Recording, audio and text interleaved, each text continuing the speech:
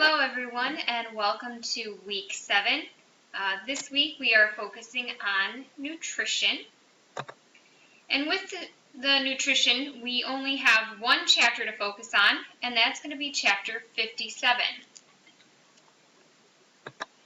So chapter 57 is talking about, nutrition in a whole. Nutrition includes all processes involved in using food for growth, repair, and maintenance. The nutrition process also includes indigestion, digestion, absorption, and metabolism. Now, it's said in the Standard American Diet, or the SAD, that Americans have too much fat, too many calories, too much cholesterol, too much salt, not enough fiber, and an insufficient amount of complex carbohydrates in their diet. The best diet is a well-balanced eating plan with the correct proportions of major nutrients. There are nutritional professionals that help aid in the development of healthy eating habits and improving the quality of life of patients. Those are a registered dietitian and a nutritionist. A registered dietitian is someone who will provide patients with information about nutrition and create diet plans to help them treat and prevent diseases. A nutritionist, on the other hand, is someone who also provides nutritional advice, but they may or may not be qualified to help and have healthcare providers. As a medical assistant working in and with nutrition, it's really important that you understand your role of nutrition and your role of helping the nutritional professionals, because you may be responsible for explaining some of their work and their plans.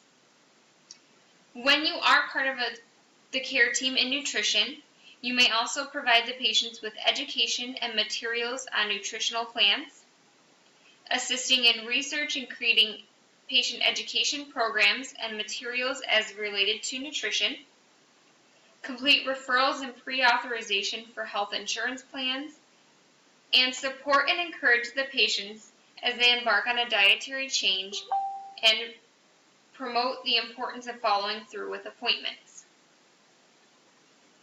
So now that we have an understanding of what nutrition is and those that are involved in the care team, we need to discuss the nutrition that the body needs in order to survive. Nutrients are organic and inorganic substances found in food that supply our bodies with elements necessary for metabolism. More than 50 nutrients are required for the human body to function, but they can be broken down into 6 main groups: carbohydrates, proteins, fats, water, vitamins, and minerals. So let's go ahead and take a look at each one of those individually. We're going to first start with carbohydrates. Now, carbohydrates are the main source of energy from the foods that we consume. They are sugars, starches, and fibers, and every carbohydrate provides 4 calories of energy. Dietitians recommend that only about 10% of your body's daily caloric intake come from refined sugars, those such as honey, jelly, candy, or syrup. 50% of our body's recommended daily caloric intake should come from complex carbohydrates. Those are things such as vegetables, citrus fruits, and whole grains. Proteins are the building blocks of the body because they form the basic living cell. Proteins are necessary because they produce energy, promote growth and repair, and provide a framework for bones, muscles, and blood. It's recommended that 12 to 15% of your daily caloric intake come from proteins. Fats, or what we also call lipids, do not dissolve in water, so that's really important for you guys to know. Some fats are necessary in the diet because fat-soluble vitamins are carried into the bloodstream by the fat. Fats are a major source of energy for the body, but they also provide a concentrated source of energy. They assist with the transportation of fat-soluble vitamins. They add taste to food, which is the best part.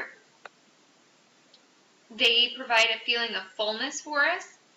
They lubricate our skin and our internal tissues, and they store energy for the future. Water is obviously a very essential and vital component for our bodies. Water is necessary for survival. The body can survive for several weeks without food, but can only really last a few days without water. Water makes up about 50 to 60% of human body weight, and in newborns, however, it makes up 75% of their body weight. It's recommended that patients and everyone really take in about 6 to 8 ounces of water daily. Now, obviously, you can drink more than that, but that is the recommended amount. And water has several functions for our human body. First and foremost, it helps to carry oxygen and nutrients to our cells. It helps to regulate our body temperature and prevent us from having dehydration. It replaces water we lose through sweating, breathing, urination, feces, crying. All of those, the water will be replaced. It helps us to remove any waste products, and it protects our organs and tissues. Vitamins are organic substances that are essential for metabolism, growth, and development of the body. However, they are not a source of energy, but they do contribute to our overall health. Most vitamins cannot be formed in the human body, but vitamin A, D, and K all can. Minerals are inorganic elements that are from neither animals or plant. They are found throughout our body, but mainly in our bones and in our teeth. They do not supply any sort of calories or energy, but they are necessary for our physiological processes. Minerals make up about 5% of your total body, and they can be obtained from fruits and vegetables, which we get iron, calcium, copper, and iodine. From our milk, we can get calcium. And our well-balanced diet can provide the rest of the minerals that are needed for our daily life. Now, one of the other things that we do in nutrition is we help patients set up for healthy diets, but we also do other diet or dietary changes as they are prescribed. Maybe we have to change them based off of the fact that they need to cut out certain spices or salts. They need more nutrients, or they maybe need more consistency in their meals.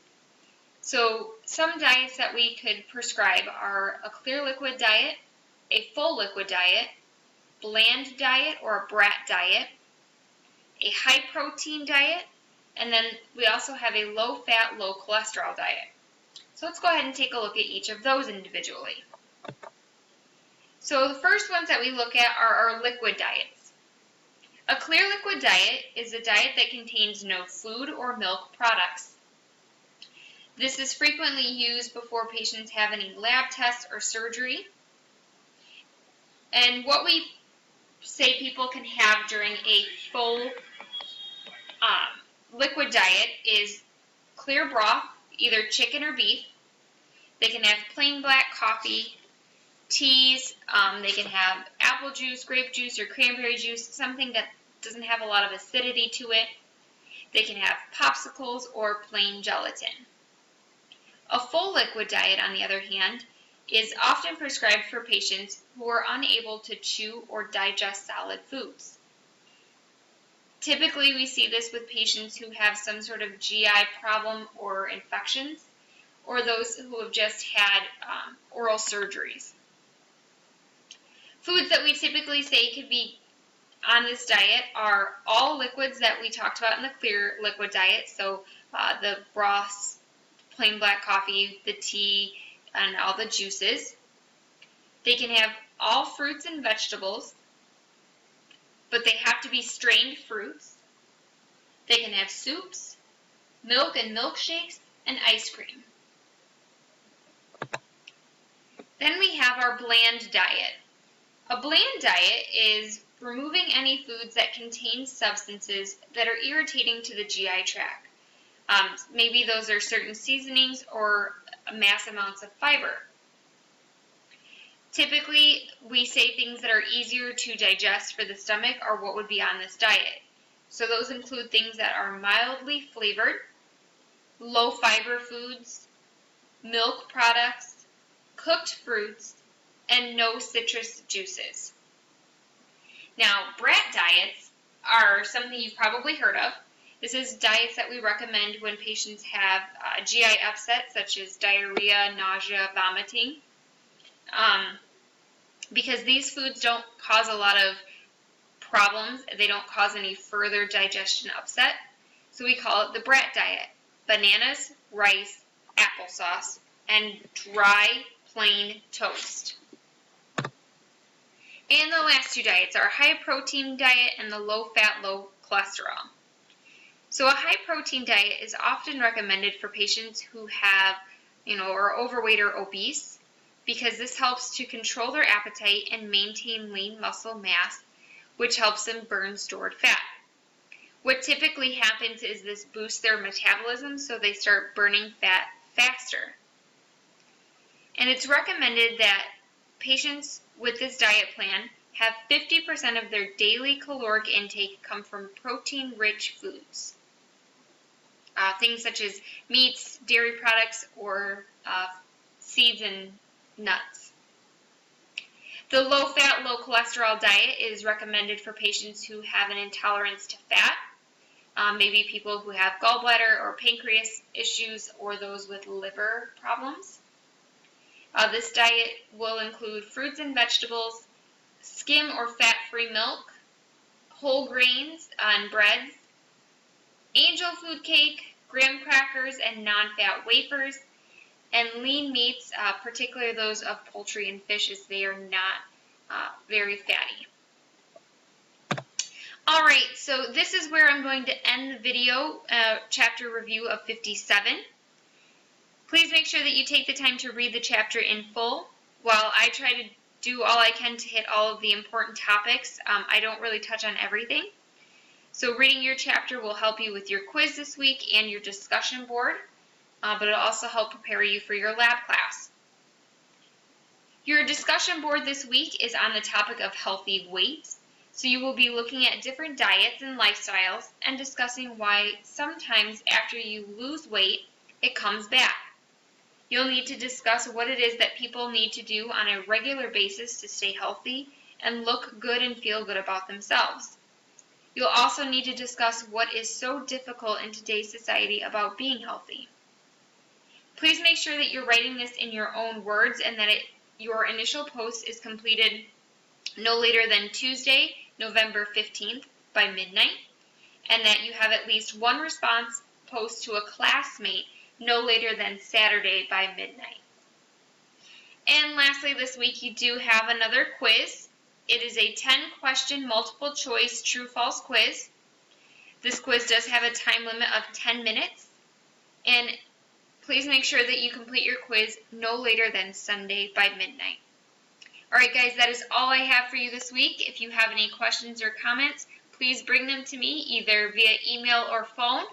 And I hope you all have a wonderful Module 7. Bye guys.